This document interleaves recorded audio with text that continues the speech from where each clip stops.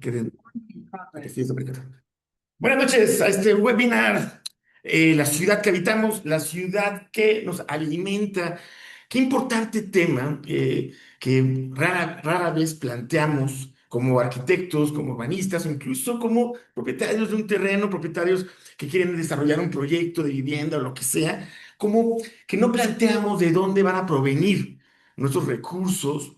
Y el tema, como ya lo vimos en el primer capítulo que hablábamos del aire, lo importante que era tener una calidad pura, o una calidad admisible de aire, tanto al interior como en la mancha urbana. Después, la importancia del agua. Qué importante era asegurar las fuentes de agua para que nuestros asentamientos tengan viabilidad en un futuro, bueno, también un presente, que climáticamente ya se antoja muy errático. No es un futuro del cual podamos estar con una certeza en función del clima, en función de cuánto llovía, que la temperatura que tenía, las olas que alcanzaba el mar. Esos rangos ya poco a poco se van rebasando y la incertidumbre va incrementando y lo pueden notar también muy fácilmente en los seguros de las construcciones que van incrementando y en algunos casos también ya no te los niegan por el gran riesgo que tiene la aseguradora, pues de pagar recurrentemente los daños de los asentamientos que hemos construido de forma equivocada. Muy bien. Ahora, en esta serie de la ciudad que habitamos, nos toca hablar de los alimentos.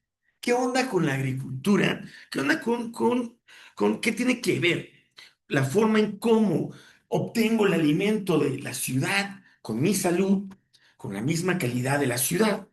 Vamos a analizar un poquito eso. Vamos a empezar entonces.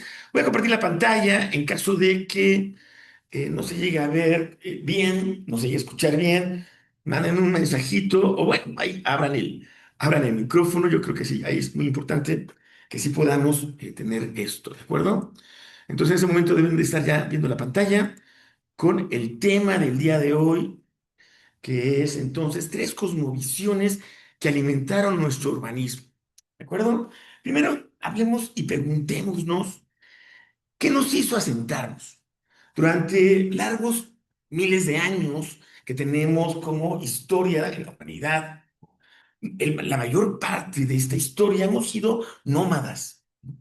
Recientemente, en esta escala que habitamos este planeta, que decidimos entonces formar ciudades.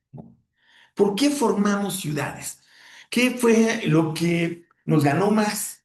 Que decidimos dejar las rutas migratorias, los cambios estacionales, pues la casa en diferentes contextos, ¿no? Y limitar entonces nuestro territorio de vida a un propósito que en ese momento congregó a la humanidad y que aún lo sigue congregando y que desde ese momento que tenemos como noticias de los primeros asentamientos, que claro, la arqueología está viva, el pasado sigue vivo, porque cambia muchísimo, ¿no? Entonces las ciudades antiguas, que antes se databan sobre los 5.000, ahora ya datamos a los 10.000, a los 12.000 años antes, ¿no? Breve, breve en la historia de la humanidad, pero pues significativo ya en la transformación del territorio, ¿no? Entonces, ¿qué decidió? ¿Qué decidió nuestros abuelitos para decir, aquí me quedo, ¿no? Aquí me voy a sentar, aquí voy a hacer mi familia? Es una pregunta interesante y vamos, claro, hay muchísimas teorías. La teoría, pues, más determinante, pues, es la agricultura, ¿no? El descubrimiento de la agricultura, que al final los excedentes agrícolas nos hacen generar fortificaciones, generar almacenes y poco a poco la necesidad de permanecer para custodiar este excedente agrícola. Interesante. Pero hay un autor también que es muy interesante, que lo que dice es que, pues, del grano al pan, del grano pues, al alimento, hay muchos procesos, ¿no?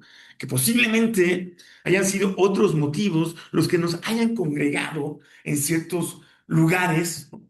Y pues este autor ¿no?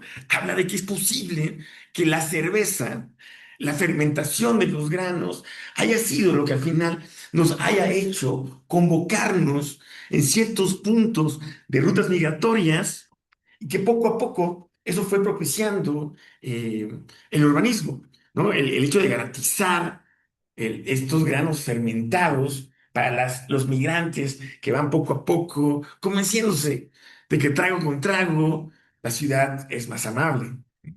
Muy interesante. Hay muchas razones realmente. Por ejemplo, ¿no? El Cairo, cuando hablamos de Egipto, evidentemente es todo el suelo fértil que se irriga a través de la creciente del Nilo. Entonces, esos excedentes agrícolas que da la situación geográfica, vaya, ellos no tuvieron que hacer mucho, ¿no? Porque todos los bordes del río se inundaban regularmente, ¿no?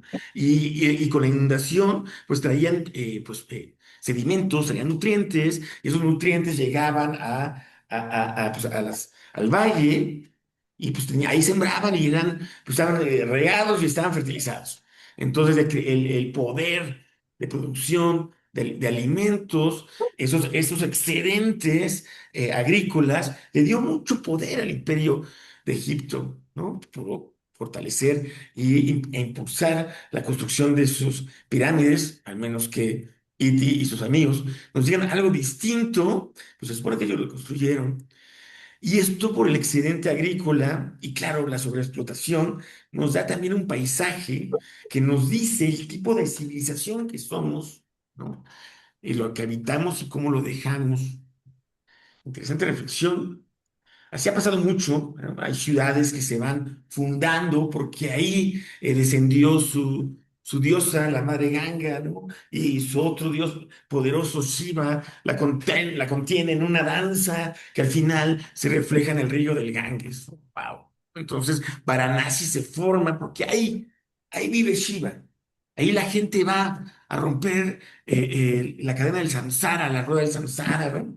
Ese ciclo que constantemente nos hace reencarnar en este planeta hasta corregir nuestro karma y poder poco a poco ascender hacia mejores niveles. Sin embargo, personas que están cansadas vienen a esta ciudad hermosa, Varanasi, a cremarse y romper este ciclo de samsara. Ya no quieren reencarnar. Y la única forma, según su religión, para romper este ciclo y dejar entonces de estar en ese samsara es Ya, precisamente la reencarnación. Venga, el primer gol del iPhone. Entonces aquí tenemos los GATS, muy interesante, esa ciudad, cómo se va adaptando, porque el Ganges también tiene crecida, crece con los monzones. Entonces, esas escalinatas que se llaman GATS, son escalinatas diseñadas para inundarse, ¿de acuerdo? Ciudad de México, Apizaco y muchas ciudades alrededor del mundo. Atención, hace miles de años es una sí, no, a ver si no me equivoco, pero la ciudad viva más antigua del mundo ya tenía esta planación, entender su territorio y entonces hundirse. O sea, si el río crece, la ciudad tiene lugares diseñados para inundarse sin que la vida urbana se detenga. Qué envidia, ¿no? Qué envidia. Hace miles de años adaptándose a la nazi. Entonces hay muchas formas en cómo la ciudad va como desarrollándose. Ese iPhone, ¿eh? Vamos a una de mis ciudades favoritas, Shibam, en Yemen, la Manhattan del desierto.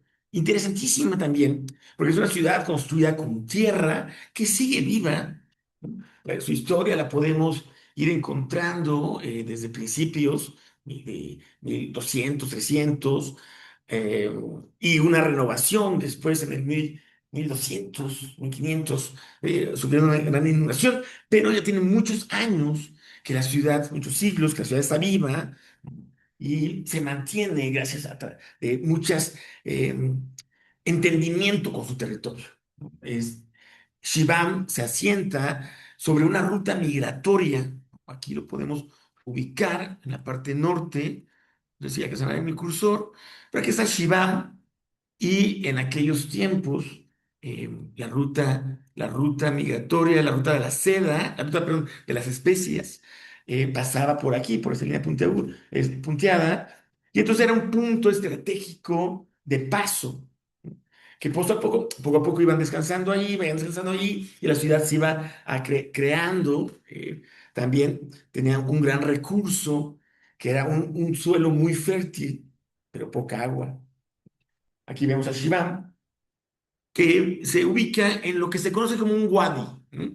Que es como un río seco, ¿no? Es una avenida que permanece seca en muchas partes del año, y con las lluvias es que entonces la lluvia agarra todos los sedimentos, la tierra negra de las montañas, con el agua violentamente la va bajando sobre esta gran avenida, ¿no? Creando grandes inundaciones. Al igual que el Nilo, al igual que el Nilo, al igual que el río Ganges, que tiene sus crecidas, esta civilización tuvo que ingeniarse cómo adaptar su territorio para poderse asentar en esa ruta migratoria y poder también explotar esa tierra súper fértil que aún tienen. Entonces pueden ver aquí lo que es el wadi, que es pues, patrón de escurrimiento que va teniendo conforme el agua se va acumulando a través de las correntías, de las montañas, y se va llenando de sedimentos. Entonces se va volviendo un caldo nutritivo que va también pues llevando mucha fertilidad a todo este suelo. Aquí podemos ver entonces Shiva. Súper interesante, Shivan, porque claro, a través del proceso de varias inundaciones, va entendiendo primero que el suelo fértil es muy rico, pero también es escaso. Entonces, la ciudad no se desparrama sobre el valle, sino que valora, ¿no? El poder agrícola que tiene su suelo, lo que es una de las razones por las cuales asciendan ahí. Entonces, en vez de crecer extendidos como la mayor parte de las ciudades en ese momento, Shibam decide crecer vertical, decide darle mucho valor al metro cuadrado, y en vez de desparramarse, se pega y nos vamos hacia la vertical. Es por eso que logra edificios sorprendentes de varios 5 o 7 niveles, 40 metros de altura, de tierra, troncos, madera, ramas. Van haciendo esos rascacielos. La Manhattan del desierto es conocida Shibam precisamente por la verticalidad que logra. Primero, porque su valor profundo es el valle, desde donde van a producir alimentos. ¿De acuerdo? Y es muy interesante, Shimam. Es muy interesante. Primero, porque nos hace reflexionar. Nos hace reflexionar muchísimo. Pues, hoy en día podemos ver cómo las manchas urbanas en México, voy a hablar de Querétaro, voy a hablar de Tlaxcala, voy a hablar de Puebla. Tú mencionas, si en tu ciudad no ocurre, ¿no? Que la mancha urbana se está extendiendo sobre los campos de cultivo, ¿no? En donde puedes llegar a tener hasta 1 metro y a veces más de espesor de tierra negra, tierra orgánica, en donde se producen los alimentos. Entonces crecemos sobre esos campos de cultivo y los permeamos perdón, los impermeabilizamos con concreto, con manchas urbanas de concreto que no respiran. Matamos el suelo, matamos también la capacidad que tiene el suelo de infiltrar agua, y con ello asegurar que nuestras cisternas urbanas se renueven. Shiva lo sabía. Shibam sabía que la cantidad de agua que ellos tenían dependía también de la maestría con la cual ellos pudieran manejarla. Conocen el territorio, ¿no? Y entienden, ¿no? Que de cierto momento viene el agua con muchos nutrientes y mucha fuerza, tanta fuerza que en esta inundación rompe la mayor parte de la ciudad. Y se replantea Shivam. Ciertamente Shivam ya tenía una verticalidad, pero después de estas grandes inundaciones deciden, ¿no? Hacer acciones resilientes de sus edificios, de su urbanismo, crear una supermuralla, se compactan más. Y trabajan esto, que es una maravilla. Ahorita lo vamos a platicar un poquito más a detalle, pero van trabajando el territorio. Van trabajando cómo va bajando el río, van desviándolo para ir llenando ciertas pozas, ciertos ductos que vemos acá. El agua, recuerden, viene con muchos sedimentos, muchos limos, muchos nutrientes que se van quedando ahí al ralentizar el agua, ¿no? Aquí el río viene con gran fuerza, es el río que viene aquí enfrente, ¿no? Pero hay derivadores que van irrigando y llenando toda esta llanura de esta agua con supernutrientes, ¿vale? Entonces, lo que provocaba inundación ahora provoca una fertilización impresionante de todo su perímetro. Impresionante. Bien, y acabó ahí la relación entre Shibán, la agricultura y el urbanismo. No, todavía no, todavía no. Interesante, porque Shibán se mantiene vivo porque se mantiene. Perdón, si sonó redundante, pero es la verdad. No, las cosas se mantienen vivas porque las mantienes. El orden se mantiene porque lo mantienes. Nada más. Entonces, ellos conocen esos sistemas de construcción de tierra, saben que son vulnerables a la erosión por agua, a la erosión por viento, cuando el río pasa las murallas. Aquí Shiva es esa murallada, ya la vamos a ver, nada más quiero dejar como muy claro todo ese urbanismo, ¿no? Cuando pasa el río, la crecida, las murallas perimetrales de Shiva, su urbanismo, sus callejuelas, están diseñadas para que el agua no tome mucha velocidad al interior. Hoy te lo vemos, ¿no? Cuando las autopistas se inundan, agarran fuerza y se llevan coches, ¿no? Y ahí tienes que ir navegando. Me ha pasado, es horrible, ¿no? No tienes control. Entonces, el diseño de Shiva lo que hace, bueno, pues, callejuelas y vamos cortando, y en cada corte van disminuyendo la intensidad del agua y con ello la acción que tiene de erosión sobre los muros. Uy, ¿no? Entonces, esto no es porque hay, ¿no? Hay razones y más climáticas que vamos a hablar. Pero vean la transformación entonces del territorio para el mantenimiento de una civilización de siglos, de siglos. Vean la Manhattan del desierto. Noten ahora toda esta ramificación que va disipando la energía de la inundación. Ujú. Interesantísimo. Al fondo, el sistema Wabi modificado, ¿no? Donde vemos estos sistemas de represas, ¿no? Que se van llenando como vasos comunicantes, como un sistema de microcascaditas, ¿no? Y nosotros entubamos el agua. Aquí vemos el urbanismo. Hay geocitas, cortes, cambios de sección, y con todo esto se va disipando la fuerza que tiene el agua en una crecida, que es impresionante, ¿no? Cada vez la conocemos más, ¿no? Entonces, cuando tenemos esta crecida que viene fuerte, estas llanuras, normalmente pues, se rompe por acá, cuando viene creciendo, porque hay varias derivaciones, la principal viene por este lado, y aquí empieza a romper. Entonces Shiva está dado para él. No está confiado que con sus murallas ya no va a pasar nada. Sabe que siempre hay fluctuaciones. Entonces Shiva, vean aquí, ¿no? Vea cómo van haciendo estos cortes en el terreno. Noten que no es una cuadrícula.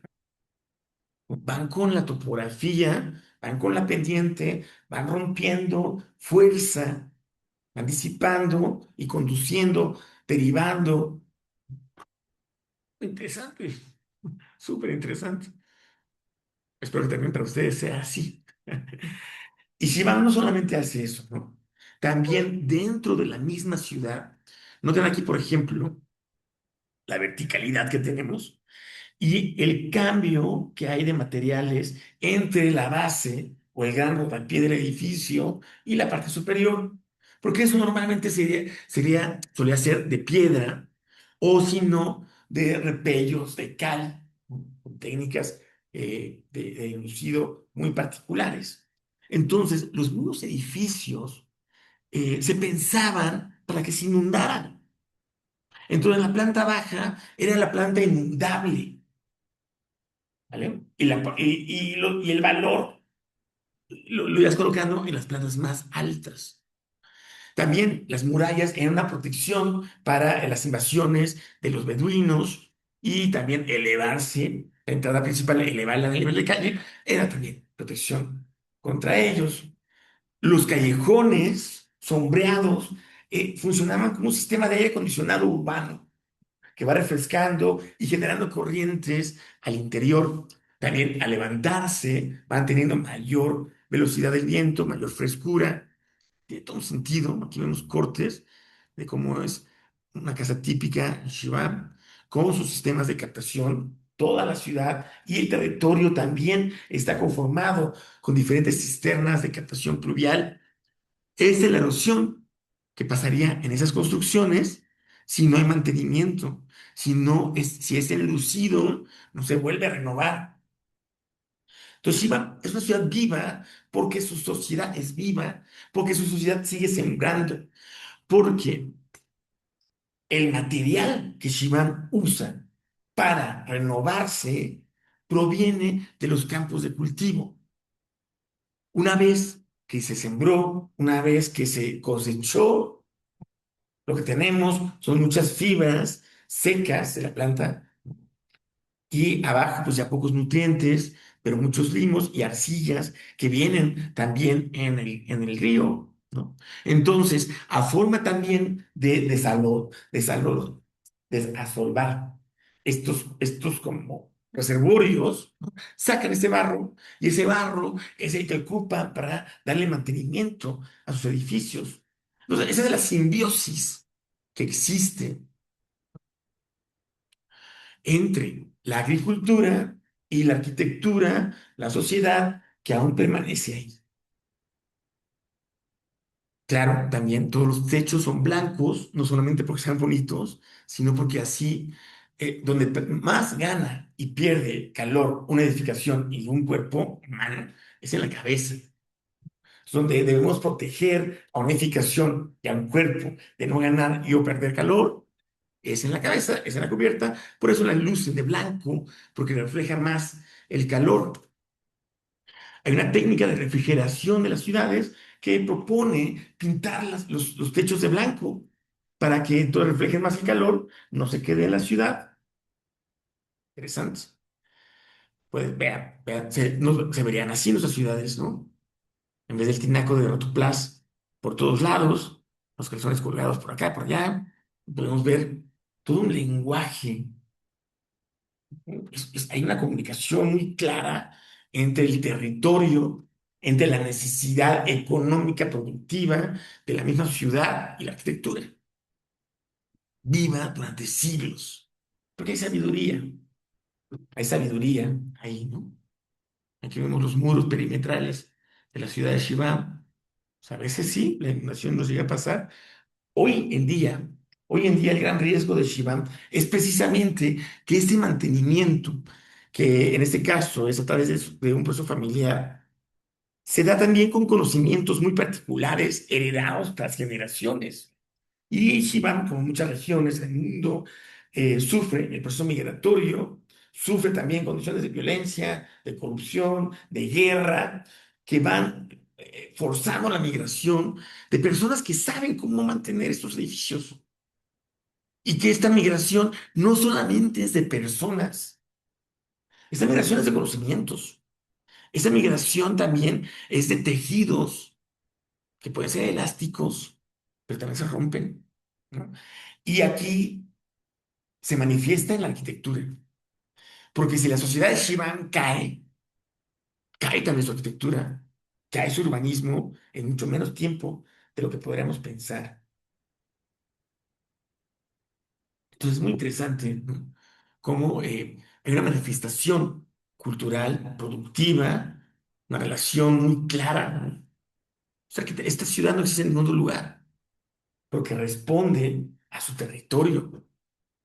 Y ahora díganme, ¿no? Cuando ven esa imagen, vemos muchas cosas más, ¿cierto? ¿No? Podemos notar la verticalidad, los muros, el color, la muralla, los wabis, ¿cierto? Hay un lenguaje ahí bien interesante con su territorio. Hoy la ciudad global no mira su territorio, ¿no? Hoy la ciudad global cree que producir alimentos es ir al Oxxo y abrir una lata, porque a eso la apuesta esta ciudad global, ese sistema global, a eso la apuesta, que tu proceso de alimentación sea tan breve como abrir una lata. Y todas esas expresiones culturales que hacen cohesión social, no las tengas, no las tengamos, las perdamos, las olvidemos. Hoy en día siguen cultivando en Shibán como hace muchísimos años, como hace cientos de años, con un gorro que los protege del sol inclemente, puesto, muy especial y particular, que también es un rasgo cultural, que lo perdemos, que lo perdemos, ¿no? Eso es Shibán en Yemen, tenemos que sobrevivir a la guerra y podamos visitarlo.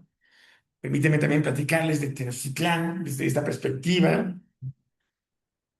Tenochtitlán, pues para aquellos que nos estén viendo de otro país o que no les interese tanto la historia de México, pues se fundó hace muchísimos años, después de un gran proceso migratorio, ¿no? En que van saliendo de las siete garzas varias tribus, ¿no? Entre ellas las que hoy llamamos los aztecas, que venían migrando y tenían como una señal que tenían que encontrar, que era precisamente esta águila sobre el nopal, que era la señal que eran el pueblo elegido por Dios. Ya desde ahí sabes que las cosas van mal. Ya desde que un pueblo se dice el elegido de Dios, sabes que las cosas no van a acabar bien, ¿no? Pues ya, les voy anunciando un poco cómo acabó esto, ¿no? El chiste es que los aztecas, también una civilización muy bélica, al final son poco a poco, después de que llegan a este valle, como limitados hacia un territorio muy pequeño, un islote muy pequeño, en el cual pues era muy difícil que ellos pudiesen producir los alimentos, pudiesen prosperar por la misma situación lacustre que tenían. Entonces, ciertamente ya en ese valle ya había algunas pincelazos de lo que eran las chinampas y los aztecas poco a poco empiezan a desarrollarlas, ¿no? Eh, las chinampas son, digamos, como unos pequeños muros que se van haciendo en las orillas del lago, los muros que se hacen con palos que después se van trenzando para ir formando una especie de canasto que después se va llenando con materia orgánica, con fibras, y se le va ganando suelo al lago, pero a un suelo a nivel también, ¿no? Arriba del agua, en donde de principio se podía producir alimentos, ¿no? Entonces ya encuentran una forma en cómo ellos poco a poco pueden ir produciendo alimentos en entornos complicados, ¿no? Entonces esos islotes poco a poco se vuelven más sofisticados, ¿no? Van teniendo un conocimiento de cómo amacizar un islote que no tiene una piedra madre donde soportarse. El fondo donde se soportan estos islotes, pues no llega a más de 6 metros, ¿no? Y es en Tepetate. Entonces lo que hacen es parecido un poco parecido a lo que Venecia hizo para lograr una plataforma, a lo que el Taj Mahal hizo para lograr la plataforma, que en ese caso llegaron a un suelo firme. Aquí lo que se hace es como que vas llenando de muchos palos alrededor de todo tu islote que acabas de formar. Después de que ya lo llenas de tierra, pues vas poniéndole más pilotes para como que se vaya como compactando. Entonces es una especie de compactación horizontal. Entonces, así es como van consolidando poco a poco, generando pericia para al principio producir alimentos. Hay entonces toda una presa, una represa que se va haciendo para poder producir alimentos, luego para generar canales y poco a poco se van expandiendo sobre un lago, el cual pues el agua para ellos era sagrada, no podías contaminarla, las juntas eran terribles. El manejo, pues, de las excretas era, pues, a través de carretillas que salían en las calzadas para los campos de cultivo. Ese tiempo se ocupaba para eso. Hoy se sigue ocupando, pero no nos dicen mucho. Pero el chiste es que van entonces urbanizando sobre agua, van creando esos grandes islotes. Aquí vemos grandes puntos de la ingeniería que emplearon este imperio azteca. Impresionante, las grandes calzadas están ubicadas en el sentido de los puntos cartesianos, que es como comunicábamos también a través de estas con, digamos, con el territorio, o sea, el lago a través de estas avenidas. Los canales también, esos canales que van consolidando esas chinampas, van sirviendo también, pues, de vías de comunicación, de comercio. Se vuelven entonces las calles de Tenochtitlan. Y es una imagen nada más como para referirnos de cómo este valle, pues, no tiene salida natural. Pues el agua permanece ahí. Entonces es muy complicado sacarla. Es el gran reto que hoy en día la Ciudad de México sigue enfrentando. ¿Qué hacer con el agua del lago? ¿No? Entonces, los aztecas iban creciendo y sobre 1490 más o menos, ¿no? Ya habían tenido inundaciones, pero esa inundación en particular combina las aguas saladas con las aguas dulces. A ver, vamos a ver un poquito eso, ¿no? Tenemos en la parte norte de la Ciudad de México lagos que se estancan como Texcoco, ¿no? Entonces se estanca el agua, no tiene a dónde ir, se va evaporando y va dejando cada vez más cantidad de minerales, cada vez más cantidad de sal en el agua, la llamada salmuera, ¿no? Que se vuelve muy complicado ahí de producir algo, de ocuparlo de forma productiva. Entonces, esa era la parte norte. Por la parte sur, Xochimilco, Chalco, se irrigaba, no se irrigan, con las aguas del deshielo de los volcanes, del Ista, del Iztapopo del Ista y del Popo, del Iztaccíhuatl y del Popocatépetl, ¿no? Entonces, con eso los deshielos llenaban entonces de agua dulce, que sí se podía, donde sí podía producir alimentos, pero un gran aguacero que dura días llena el embalse de las aguas dulces, que están un poquito más arriba, ¿no? A nivel que la de Texcoco. Entonces, pues toda el agua sale, se desborda y llena el agua de Texcoco, y esta agua de Texcoco se desborda sobre el valle y destroza todas las chinampas, ¿no? Todo el sistema chinampero se destroza al recibir estas sales, ¿no? Esas aguas saladas.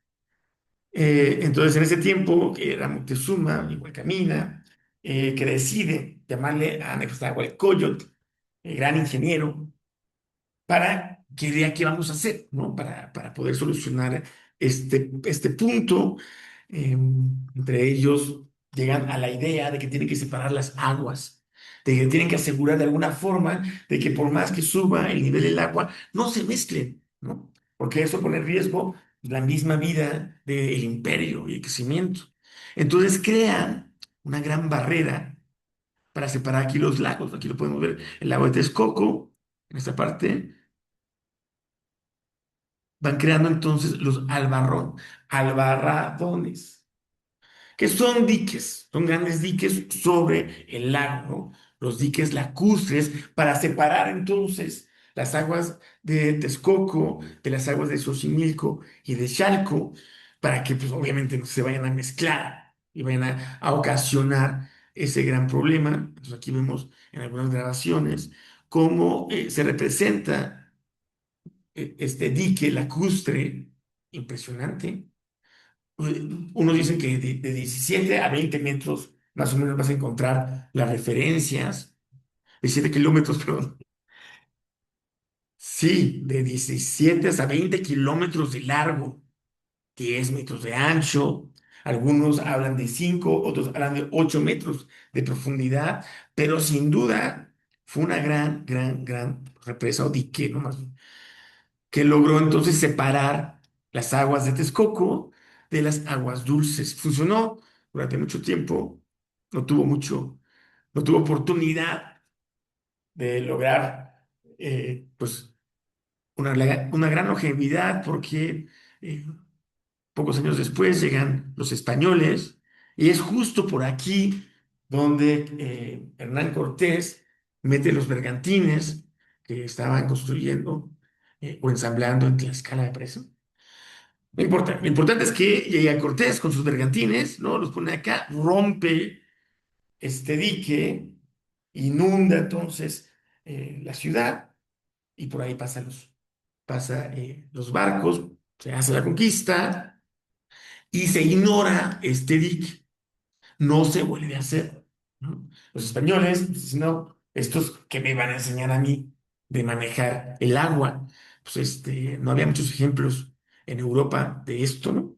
De cómo manejarse en lagos. Entonces olvidan este dique y después pues, sufren una gran inundación. Mira, aquí hay algunas ilustraciones que van pues datando, van haciendo registro de la existencia de ese dique muy famoso, que es de Nezahualcóyotl, que pues previno la inundación, pero poco tiempo después fue destruido. Sí, más o menos es como se van también asociando con ciertas especies de árboles que van ayudando a prevenir la erosión, también con ese sistema de ramas para que no se vaya el suelo y podamos entonces ganarle espacio productivo a un lago. ¿No? Fue una construcción bestial, ¿no? Eh, que junto con los canales, sus diques, las grandes calzadas, también funcionaban como un gran sistema que podía, de momento, separar las aguas dulces para poder producir alimentos, ¿no? Porque la chinampa, pues también habitabas en Chinampa, por supuesto, pero también era para producir alimentos. Como un primer punto era para producir alimentos, ya después hubo un gran urbanismo, el imperio creció rápido y después de ser conquistado, pues inunda la ciudad. Y en España, en ese momento, bueno, Nueva España en ese momento, lo que decide es que hay que secar los lagos. La solución es secar los lagos. La solución es crear un territorio seco y árido y caliente, caluroso, ¿no? Como normalmente podrías encontrar en Madrid en esos tiempos, que era un entorno que ellos conocían. Entonces empiezan a buscar cómo abrirle camino, cómo abrirle ductos para vaciar los lagos. Empiezan a hacer deforestación para que a través de la evaporación pues se intensifique esta idea de vaciar los lagos. O sea, olvídate de toda esta sabiduría, todo este manejo muy fino de cómo te puedes asentar en un territorio de lagos, ¿no? Que tienen diferentes dinámicas y aún así prosperar. Interesante, ¿no? No sé qué habría pasado con los años si Tenochtitlan fuera creciendo y fuera el mismo México que es hoy en día. Eso ya no lo podremos saber, pero como llegó en ese momento los registros, pues teníamos un urbanismo que entendía que la producción de alimentos no podía separarse, ¿no? No como hoy, ¿no? Que tú volteas por todos lados y aunque veas almendros, y lo vea lleno de almendras, no las tomas. Naranjas que se quedan tiradas porque ya no lo desasociamos. Si no viene embolsado y no me lo cobran, no me hace que sea alimento para mí. Entonces, pues, poco a poco, esto ha ido reinando en la Ciudad de México desde ese entonces. Y en 1629 ocurre una gran inundación, ¿no? Una gran inundación que dura más de 5 años.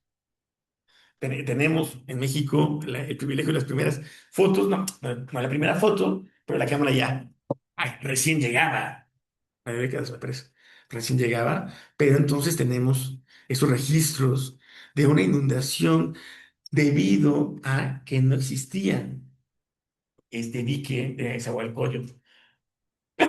Con los años, en ese momento, los españoles intentaron recrear un dique, pero no funcionó tanto. Ahora, como ya un poquito tarde.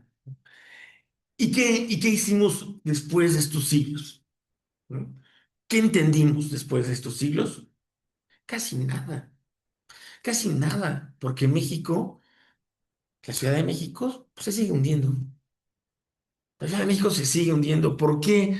Porque seguimos vaciando el lago. Seguimos vaciando el lago. Seguimos extrayendo agua de su suelo y seguimos llenando todo de asfalto. Entonces, no permite, primero, no entendemos que es un recurso que es limitado, ¿no? Entonces crecemos como locos, consumimos como locos y luego no procuramos que se renueve, ¿no? Porque los mantos freáticos necesitan respirar, necesitan vegetación para que haya lluvia, para que el suelo esté abierto y pueda entonces infiltrar agua y rellenarnos de cisternas urbanas. Pero no lo entendemos, ¿no? El humano no necesita entenderlo. Entonces llenamos de pavimento, el agua pluvial la mandamos al mismo lugar que las aguas negras las mandamos a producir alimentos, esos alimentos no los comemos. Entonces, como que estamos haciendo las cosas mal aún. Y bueno, ya llevamos muchos siglos haciéndolo, ¿no? Vean los edificios de la Ciudad de México, sí, muchísimos. Es que, ¿qué más? ¿Qué más necesitas ver para entender que estás en una bomba de tiempo? A todos los que viven en la Ciudad de México. Si no me lo crees a mí, pues velo en las noticias. Si no me lo crees a mí, créeselo a la UNAM, que ya lo dijo, 10 años. 10 años son las zonas inundables de la Ciudad de México, de forma irreparable, de forma irreparable. No le crees a la UNAM, pues créele a la NASA, créele a la NASA, ¿no? Y entendamos entonces, ¿no?, que hemos perdido esa sensibilidad de entender que nuestro crecimiento con el territorio debe ser integral. Y más ahora, en esa incertidumbre climática, más ahora tenemos que estar atentos de dónde vamos a obtener el agua, de dónde vamos a obtener los alimentos. No podemos ser ciegos y seguir creciendo las ciudades así. Créele a la NASA, que te dice cómo se hunde cada vez más rápido. ¿Qué estamos haciendo? Nada. Estamos ajolotizando la ciudad. Bueno, para que nos acostumbremos. Porque vamos, ese va a ser nuestro entorno, ¿no? Bueno, pues que viven en la Ciudad de México.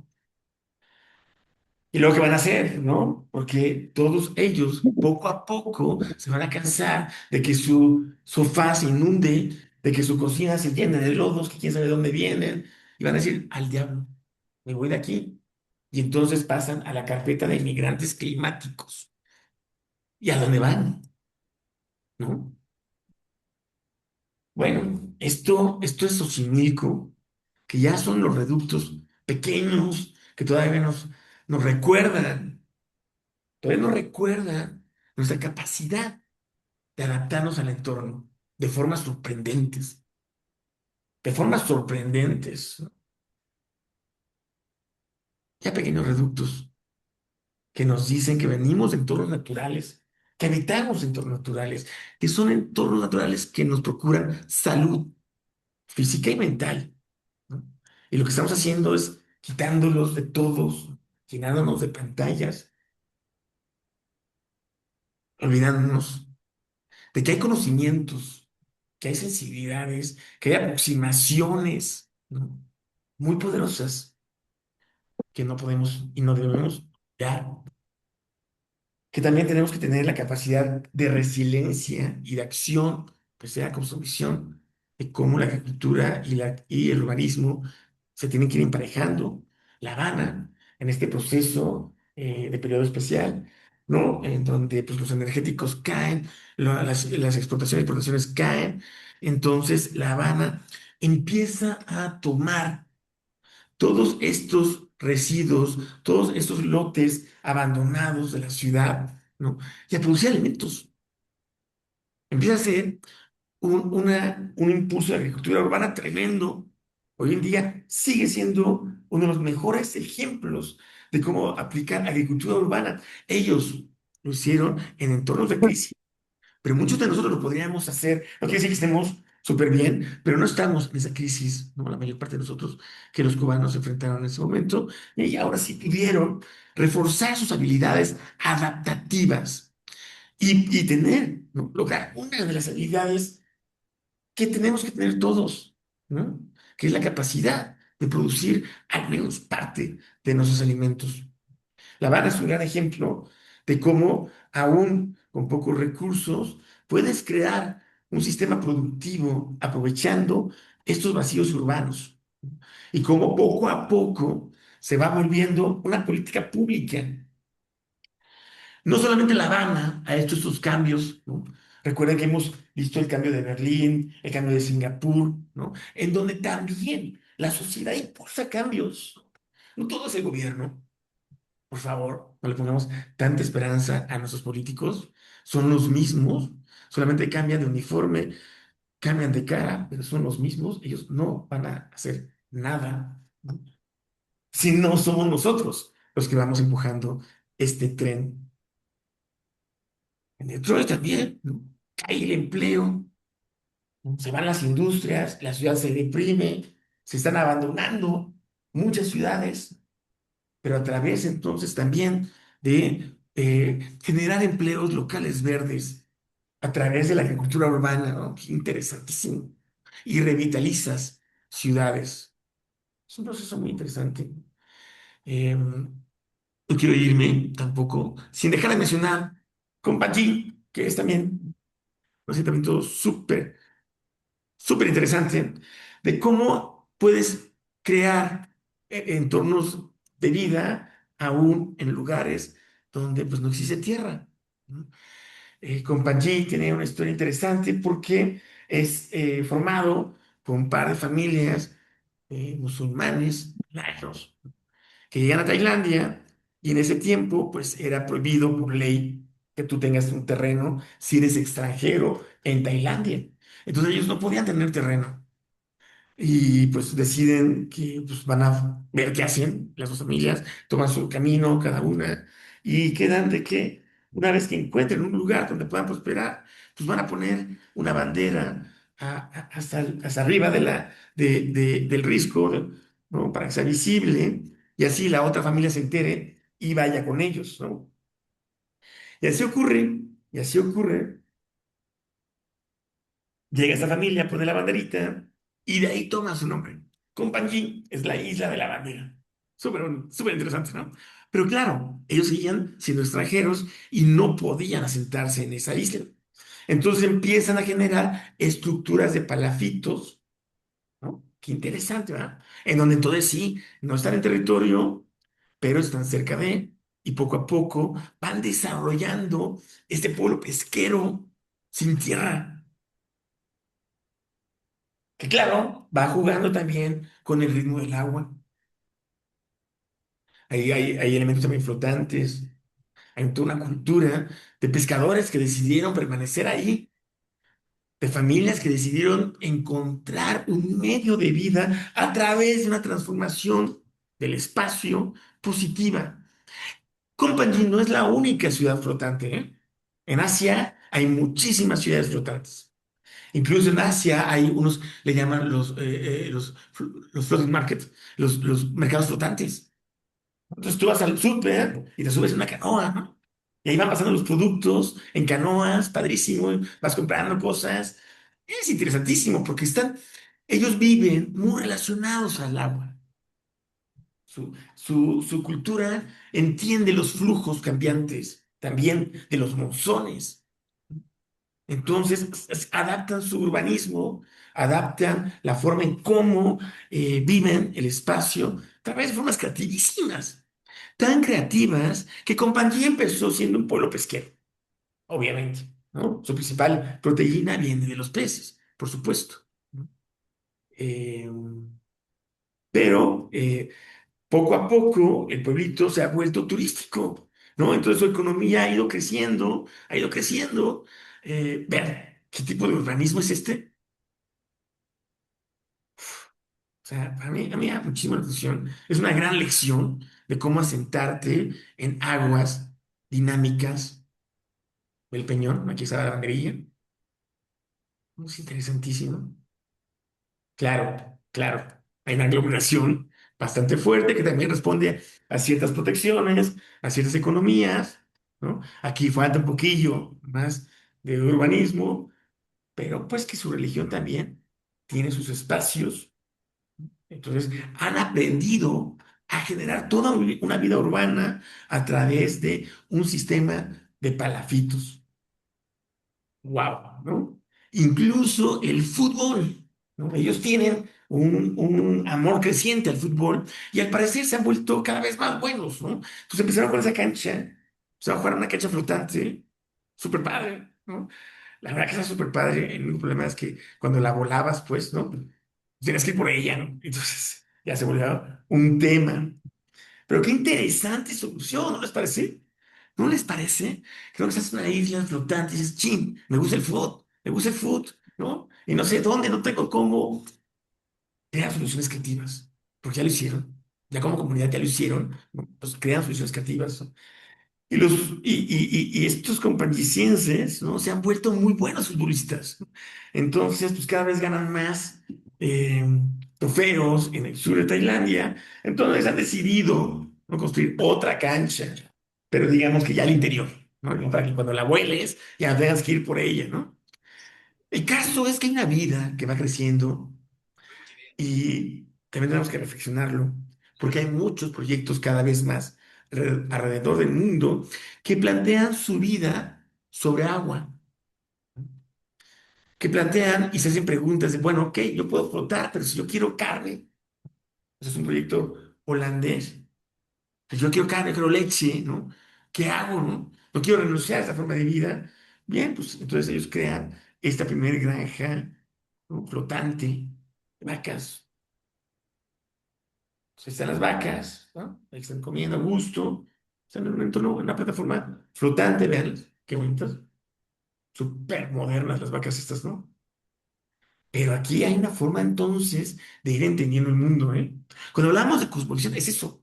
¿Cómo entiendes el mundo? ¿Cómo te adaptas a él? ¿Cómo generas tu medio de vida en este mundo? A través de cómo lo entiendes. Y la ONU está echando cada vez más ojo a las ciudades con la capacidad de flotar. Muchísimos proyectos de esas ciudades flotantes, oceánicas, que tienen sus sistemas de producción alimentarios integrados ya en sus módulos urbanos. Por eso pueden ver manchones, vegetales, y ya, obvio, de dónde voy a tener alimento si estoy flotando. Si el cambio climático sigue creciendo y cada vez más franjas del mundo se inundan, ¿cómo la humanidad puede prosperar? Entonces, los mismos sistemas, digamos, de flotación y de anclaje están destinados a fomentar producción de alimentos, a atraer peces, a formar corales falsos a través de esas infraestructuras. Entonces, la están pillando. Están generando pequeñas células capaces de mantener una pequeña población. Estamos hablando de 10.000, 20.000 personas. Somos 8.000 millones.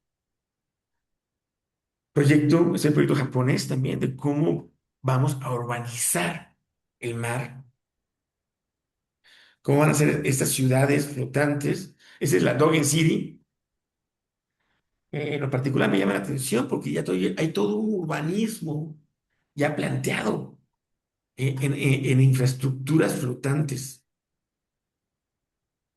Hay muchos motivos, ¿no? De por qué hay gente que quiere tener su ciudad flotante, pero uno de ellos es esta prevención ante la incertidumbre de no saber cuánto va a subir el nivel del mar.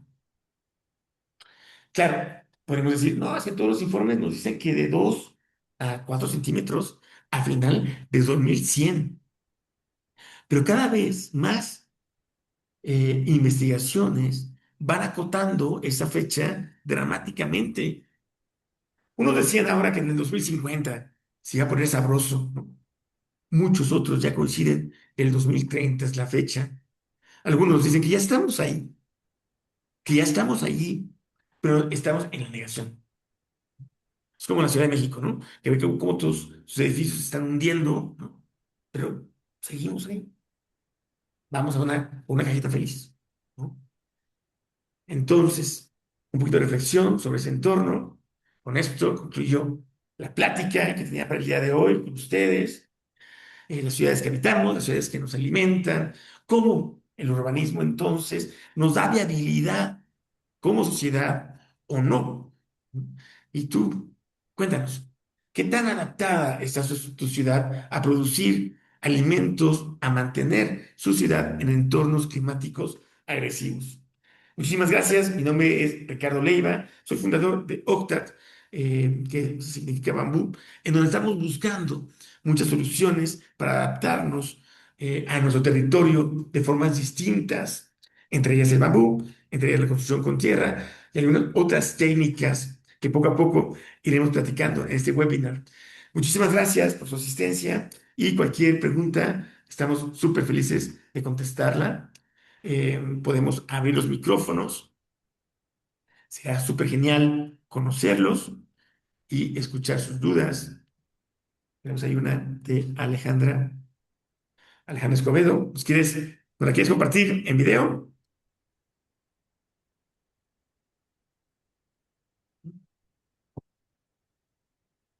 ¿No?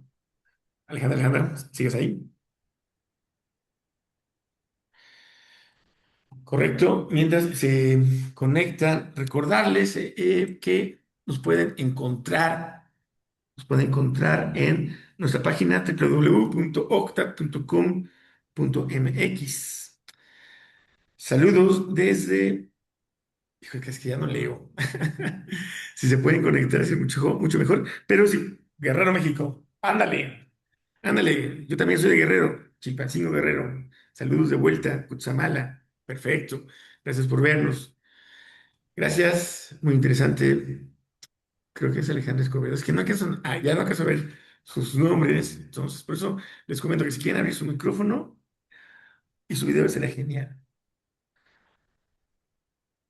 Fue un. Voy a sacar la pantalla, ¿eh? Disculpen, ya me convencí de usar lentes, lo siento mucho. Un acierto suspender la construcción del aeropuerto en el lago de Texcoco. Pregunto. ¿Nos preguntas o afirmas? Espero que afirmas, porque la pregunta es complicadísima. Complicadísima. Bueno, muy complicadísima. Muy interesante todo. Saludos desde Apizaco. Saludos, Apizaco. Qué gusto. Acabamos de estar por allá. Muy bonito. Muy bonito, Besaco, muy sabroso. Poza Rica, Veracruz, lugar. Ahí en Poza Rica también hay muchos embutidos, ¿no? No es particularmente, creo que sí, sí, a ver si me equivoco. Pero sí, Poza Rica también, estuvimos ahí hace muchos años. Norte de la República, Chihuahua. ¿Cómo les va con el calor? ¿Cómo les va con la sequía? ¿Qué están haciendo en Chihuahua? ¿Qué están haciendo en Chihuahua para asegurar la producción de alimentos con sus acuíferos súper saturados? Gracias por todas las reflexiones y por esa conciencia. Muchísimas gracias. Creo que es Violeta. Perdóname. Si no es Violeta, perdóname. Voy a poner un zoom. Muchas gracias a ustedes también. La verdad es que lo hacemos de mucho corazón. Nos gusta mucho compartir esas charlas con ustedes y que estén aquí. La verdad es que sí nos motiva poco a poco ver cómo estamos con esa comunidad. Estoy poniendo ya la lupa. Qué mal. Actualmente estoy ubicado, fraccionamientos de terreno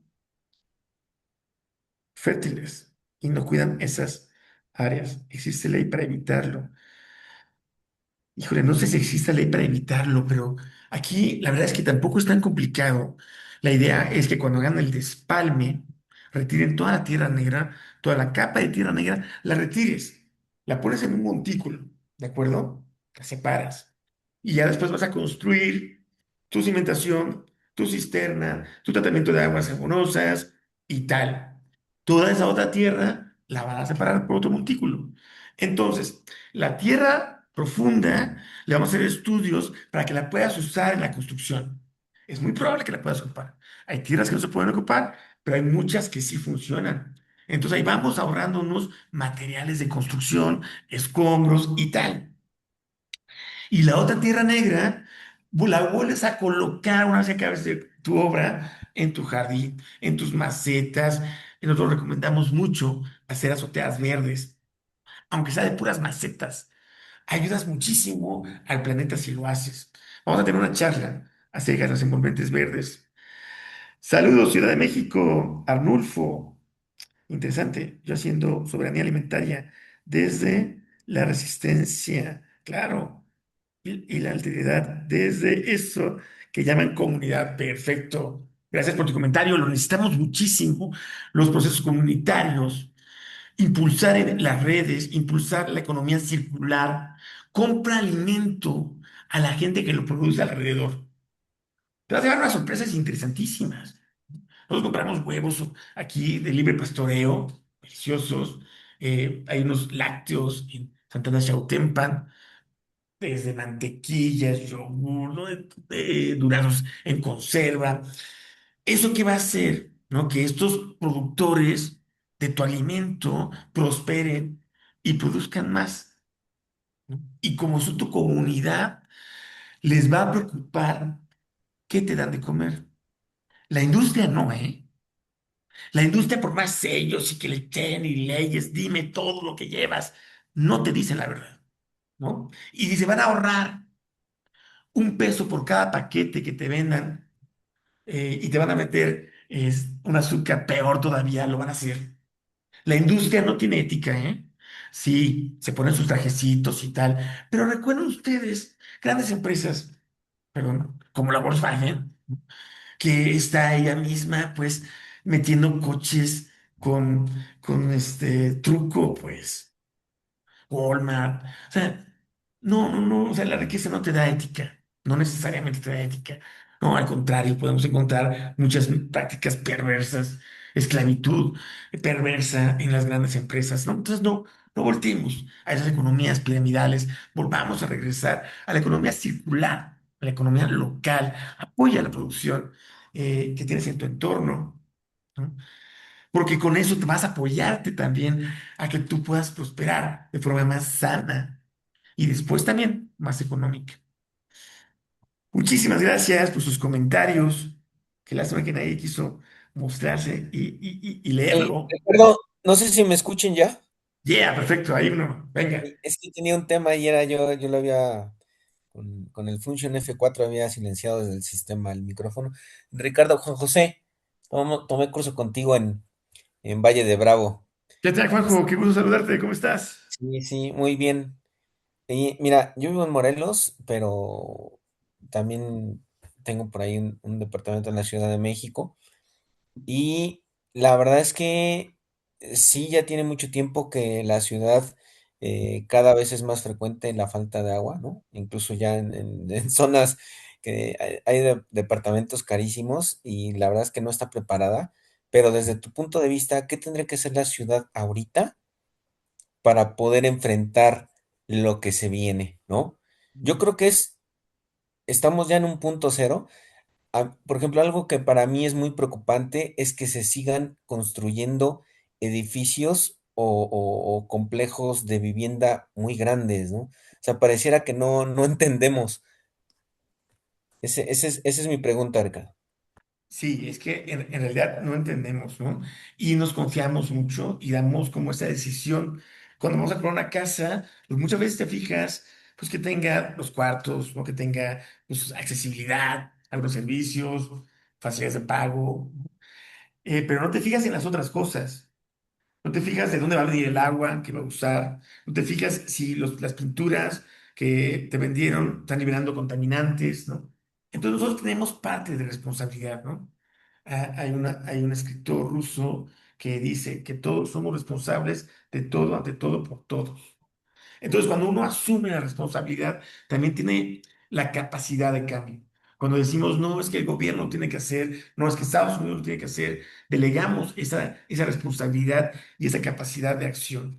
Entonces, ¿qué podemos hacer? Hay muchos pronósticos, hay muchos simuladores, la NASA misma tiene uno, en el cual ustedes pueden llegar, poner su sitio geográfico y ver cuál va a ser la condición de su entorno en los próximos 10, 20 años. Pues vas a ver si vas a contar con agua o no, si tu lugar se va a hundir o no, si el lugar se va a llenar de agua o va a haber sequías.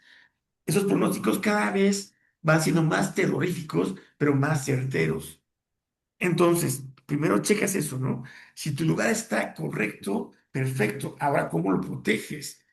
Si tu lugar está muy mal y ya hay noticias como la UNAM que te está diciendo que esas zonas casi son irremediables, ¿no?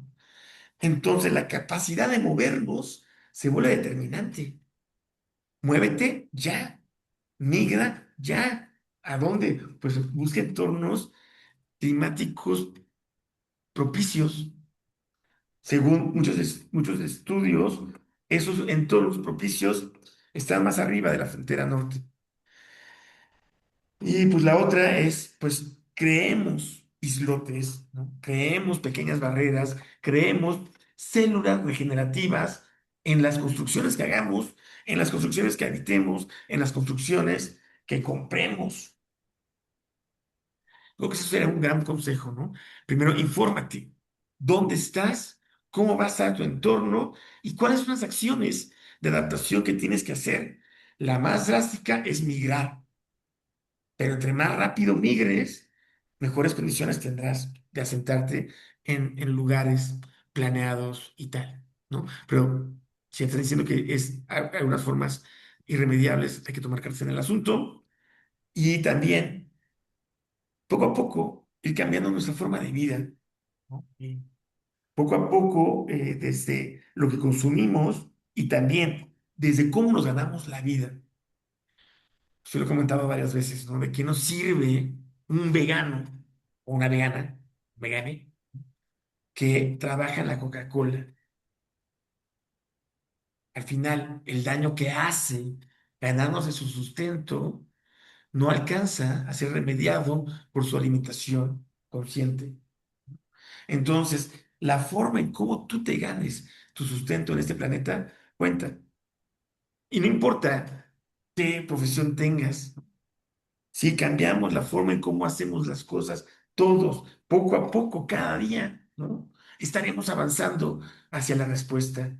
Kaizen, dicen los japoneses, ¿no? La mejora continua, paso a paso. Si mejoras 1% cada día, ¿no? En un año, ¿cuánto habrás mejorado? Entonces, todos sabemos de qué cojeamos, ¿no? Si es, oye, pues yo tomo mucho refresco. No, no lo hagas.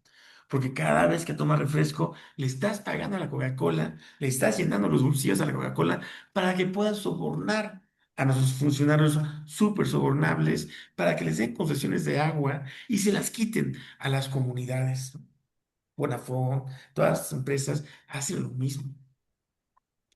Entonces, desde ahí, poco a poco vamos cambiando. Que nunca voy a echarme una coca. Sí, claro, ¿por qué no? Pero no todos los días. No seamos el país que más coca toma, por favor. Entonces, eso, hermanitos, ¿no? Busquemos en dónde estamos y cómo podemos actuar poderosamente. Y yo creo que sí, a través de tu sustento vas cambiando las cosas, avanzamos. Separa la basura, ¿no? Agarra lo orgánico, sepáralo.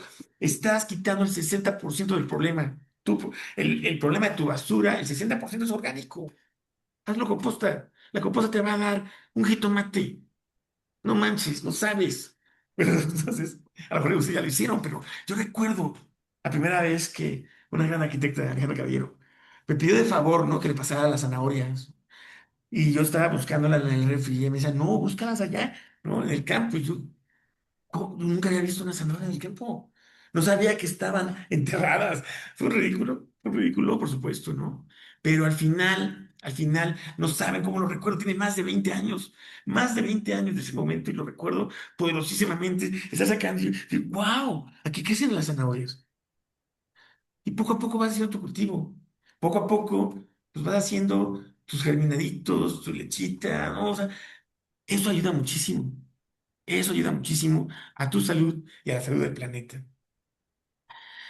Ya me estoy quedando sin voz. de nuestros pulmones, claro, claro. ¿Cómo lo... Sí, por favor, léalo, porque no alcanzo a leer, caray, voy a hacerlo más grande. Voy a hacerlo más grande. A ver, en Chihuahua lo que se hace es reforestar áreas con especies nativas, perfecto, especies de zonas áridas y semiáridas. Empieza la cultura poco a poco. Por favor. CONAFOR, Comisión Nacional Forestal, implementa viveros, perfecto, en coordinación con... Ya no alcanzo a leer, perdón. Muy bien, claro, la reforestación con especies endémicas, con especies nativas es súper importante, pero también tienen que recordar que hoy en día estamos en la sexta mega extinción.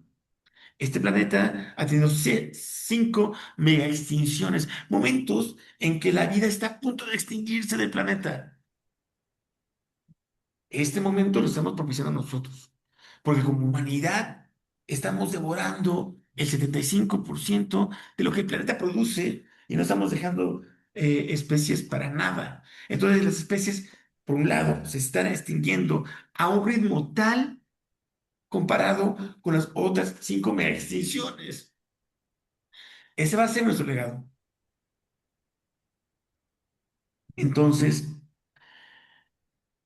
hay una transición climática que también está haciendo una transición de recursos de vegetación y de especies. Lamentablemente, este cafecito que estoy tomando, sabroso de Cuetzalan, Puebla, lo voy a dejar de poder tomar en los próximos años por el cambio en las condiciones del clima, el cambio en los cultivos que tienen mejor utilidad y poco a poco cultivos van cambiando porque las condiciones climáticas también cambian, claro. Si ya no llueve como llovía antes, o sea, ahora llueve más, pues, y las plantas aprenden a nacer, a crecer con su entorno. Y su entorno está cambiando, ellas también están cambiando de entorno. Entonces hay que tener también ese punto, tenemos que tener muy claro, ¿no? Nosotros por eso promovemos, impulsamos los medios de vida a través del bambú, porque el bambú lleva millones de años en el planeta, adecuándose a muchos cambios climáticos. Entonces, el bambú tiene más de 4.000 aplicaciones industriales. Por supuesto que podemos generar un medio de vida a través de una planta que es capaz de resistir esa transición climática. Ya después nos tocará regenerar los bosques, después nos tocará limpiar los ríos, nos tocará limpiar los mares. Hoy en día nos toca generar las barreras que nos ayuden a prosperar en esos entornos climáticos cambiantes, agresivos. Alejandra Caballero nos dio un taller, pues supongo que fue una experiencia inolvidable. Esa mujer es una de las grandes mujeres que están cambiando la realidad de muchas personas, de muchas personas. Ojalá pues, que también tú te motives a hacerlo, ¿no? Desde tu cancha, desde donde estés. No importa si haces pasteles, ¿no? No importa si haces cerveza. No, se puede hacer cerveza de muchas maneras. De maneras que no afecten el entorno, de maneras que lo fortalezcan. Esta es nuestra misión hoy en día. Fortalecer nuestros entornos, fortalecer nuestros tejidos sociales, nuestra comunidad, a través de la recuperación también de muchos conocimientos que antes nos hacían ser independientes. Ya voy a terminar. Este tema me apasiona muchísimo, pero tampoco quiero abusar, no quiero abusar de su paciencia y que también hagamos un video demasiado largo. Me comprometo a leer sus mensajes con una lupa y contestárselos con un videíto. Muchísimas gracias por su atención. De verdad, estamos muy contentos que se hayan quedado hasta ahorita con nosotros y nos vemos en el próximo webinar. Recuerden que en Octave Bamboo Camp es donde tú puedes votar por el tema siguiente. Tiene un límite que WhatsApp lo pone, pero siempre la gente va saliéndose y va entrando. Entonces, ahí está, estate pendiente si quieres ser parte de la votación. Muchísimas gracias a todos y estamos viéndonos pronto. Saludos. Hasta Gracias, pronto. Arqui. Bye, Juanjo. Gracias por participar. Estamos viendo pronto. Gracias, buenas noches a todos. Buenas noches. Bye, gracias. Bye, bye. Muchas gracias, gracias, gracias. Gracias, buenas noches a todos. Gracias, gracias. Me da gusto verlos. Aquí Igual, buenas Jerónimo noches. de Pánuco, Veracruz. Saludos, Veracruz. Ahí vamos a estar en Jalapa en agosto. En Muy bien. agosto, en un tallercito bien interesante. Vamos a aprender a cómo cortar el bambú, cómo preservarlo, cómo hacer mermeladas. Muy, muy interesante. Ahí, si pueden, anótense, que todavía tenemos espacios. Jano Escobedo, para todos, saludos, saludos. Bueno, nos vemos. Buenas noches. Bye.